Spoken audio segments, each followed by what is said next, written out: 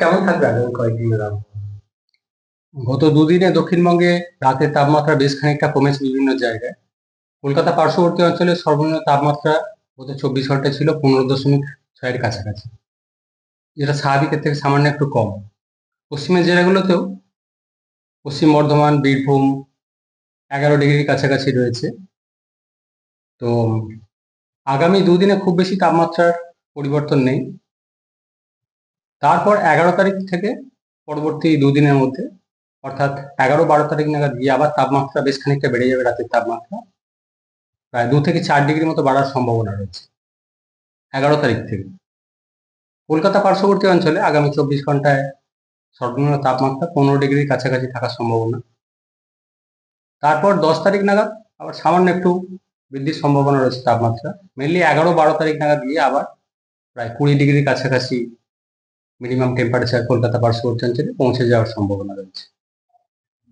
কুয়াশা সকালের দিকে মেনলি 10-11 তারিখ নাগাদ দক্ষিণবঙ্গের জেলাগুলোয় কোথাও কোথাও হালকা থেকে মাঝারি ধরনের কুয়াশা থাকার সম্ভাবনা রয়েছে 10-11 তারিখ নাগাদ। উত্তরবঙ্গের ক্ষেত্রে তাপমাত্রা বর্তমানে স্বাভাবিকের কাছাকাছি রয়েছে বেশিরভাগ জায়গাতে, সামান্য একটু বাড়ার সম্ভাবনা রয়েছে। মেনলি 11-12 তারিখ নাগাদ গিয়ে কিছুটা বাড়ার সম্ভাবনা রয়েছে তাপমাত্রা। কুয়াশা এখন যেটা বলা হচ্ছে যে মেনলি 10-11 তারিখ নাগাদ দক্ষিণবঙ্গের জেলাগুলো কোথাও কোথাও। 10 তারিখে দক্ষিণবঙ্গের মেনলি দক্ষিণের জেলাগুলো, উপকূলের কাছাকাছি যে জেলাগুলো রয়েছে সেই সব জায়গাগুলো হালকা থেকে মাঝারি ধরনের কুয়াশা, ঘন কুয়াশা এখনই না। ফলে পশ্চিমের জেলাগুলোয় ঠান্ডার ভাবটা বেশ কিছুটা বেশি থাকে কলকাতা থেকে। শীতের বিদায় বলা যায়?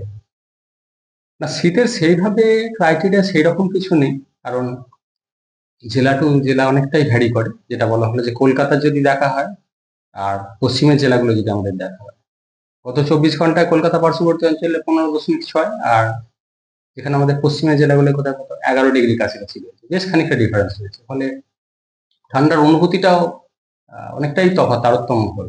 কলকাতার ক্ষেত্রে এরপরে যেটা 20 ডিগ্রির কাছাকাছি পৌঁছে যাওয়ার সম্ভাবনা থাকছে, তারপর কমলেও হয়তো খুব বেশি আর কমবে না, হয়তো 17 ডিগ্রির কাছাকাছি যদি আবার নেমে আসে।